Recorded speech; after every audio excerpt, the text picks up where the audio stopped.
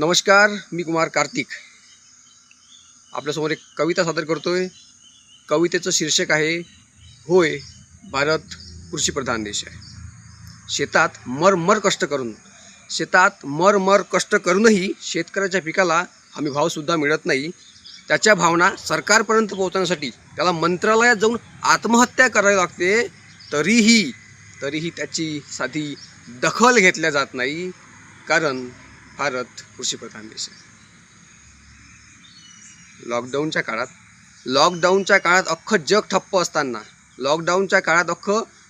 ठप्प असताना या शेतकऱ्यांनीच फक्त देशाची अर्थव्यवस्था सुरळीत ठेवली। की लॉकडाऊनच्या काळात अख्खं जग ठप्प असताना ज्या शेतकऱ्यांनी या देशाची अर्थव्यवस्था सुरळीत ठेवली, तोच शेतकरी जेव्हा दिल्लीमध्ये येतो तेव्हा त्याच्यावर हल्ला होत आहे, कारण भारत कृषीप्रधान देश आहे। आमचा माल बाजारात येण्यापूर्वीच तुम्ही विदेशातून आयात करता।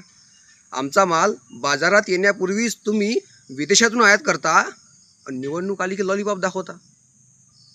आमचा माल बाजारात येण्यापूर्वीच तुम्ही विदेशातून आयात करता आणि निवडणूक आली की लॉलीपॉप दाखवता। दिवस रात्र तळहातावर जीव मुठीत ठेवून इथे काम करावे लागते। आणि एवढे करूनही तो शेतकरी रात्री थंडीत मरावा म्हणून त्याला रात्रीची वीज दिली जाते, कारण भारत कृषीप्रधान देश आहे। म्हणून म्हणतो की नाही पिकली शेती तर दगडगोटे खाणार का? आणि शेतकऱ्यांसाठी आता तरी लढणार का?